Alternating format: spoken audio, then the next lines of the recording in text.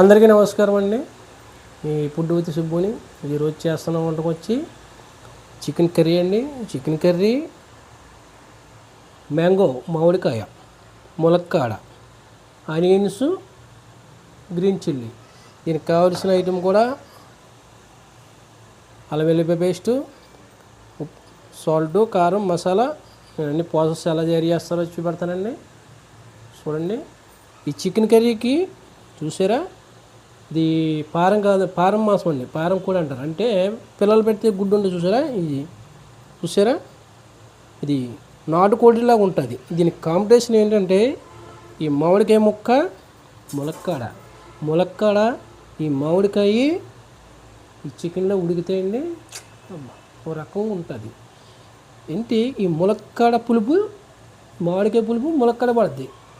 ఈ రెండింటికి చికెన్ మసాలా, కారం మొత్తం ఒక రకంగా అమోఘంగా ఉంటుంది. తయారు చేసే విధానం నేను చెప్తాను, చూడండి. స్టవ్ మీద అనేది నేను బాణీ పెట్టుకున్నానండి. బాణీకి కూడా వీటెక్కింది. నేను ఆయిల్ వేసుకుంటున్నాను. చూడండి, ఫస్ట్ ఏంటంటే పచ్చిమిర్చి అనేది వేస్తాను. ఎందుకంటే దీంట్లో పచ్చిలేదు అనేది ఉండకూడదు. పచ్చిమిర్చి అనేది ఒకలాగా పచ్చిరకాయ వస్తుంది, ఒకటి ఇదిలో వస్తుంది, రెండు రకాలు వస్తాయి. అది ముందుగానే పచ్చిమిర్చి వేస్తున్నాను. ఎన్నో లేదు, ఒక 3 కాయలే కోసుకున్నాను నేను. నెక్స్ట్ నేను ఆనియన్స్ వేసుకుంటున్నాను. చూడండి ఆనియన్స్ కూడా వేసుకున్నాను. ఆనియన్స్ కొద్దిగా మనకి హాఫ్ బాయిల్ అయితే సరిపోద్దండి. ఫుల్గా అయితే కలర్ అనేది ఏమి అవసరం లేదు. ఈ ఆనియన్స్ అనేది ఒక హాఫ్ బాయిల్, 50% మనకు బాయిల్ అయితే సరిపోద్దండి. ఇప్పుడు చికెన్ అనేది వేసుకుంటున్నానండి. చూడండి, చికెన్ అనేది వేసుకున్నాను. నేను చికెన్ వేసుకున్నప్పుడే కొద్దిగా నిమ్మరసం, పసుపు, కళ్ళు పేస్ట్ కడిగేసుకున్నాను. దానివల్ల ఏంటంటే నీసు వాసన అనేది రాదు మనకి.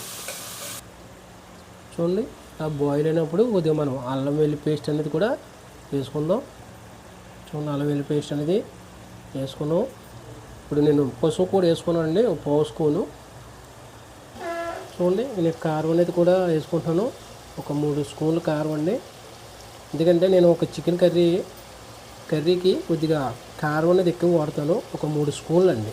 ఎందుకంటే ఇది నాటుకోడి కదా, నాటుకోడి మీద కారం కోడి, నేను కొద్దిగా కారం పడుతుంది.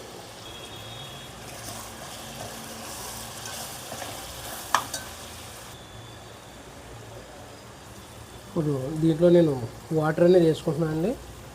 వాటర్ అనేది కొద్దిగా ఎక్కువగానే పడుతుంది, ఎందుకంటే ఇది ఉడకడానికి కొద్దిగా కారం కూడా కదండి, కొద్దిగా వాటర్ అనేది ఎక్కువ వేసుకోవాలి. ఇది మ్యాక్సిమం ఒక 30 మినిట్స్ అలాగా కుక్కు సమాన మంటలో పెట్టుకుంటే మనకి చాలా మెత్తగా అనేది అవుతుంది. ఆల్రెడీ చికెన్ అనేది 80% కుక్ అయిపోయింది. ఈ కుక్ అయిపోయిన తర్వాత నేను పక్కన పెట్టుకున్న ములక్కాడ, మామిడికాయ ఈ రెండు కూడా ఇందులో వేసుకొని మనకు ఉంటే ఇంకా 20% కూడా నేను ఇందులో బాయిల్ చేస్తాను. చూడండి, ములక్కాడ, మామిడికాయ, కారం, కోడి మాంసం అంటే పిల్లలు పెట్టి ఒక కోడి ఉంటుంది కదండి, అది కొద్దిగా మటన్లా ఉంటుందండి. మటన్ గింజ మించిపోద్ది తింటే, అబ్బబ్బబ్బబ్బా చెప్పలేమండి.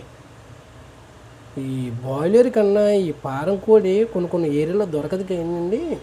దొరికిన అలా ఈ రకంగా ట్రై చేయండి.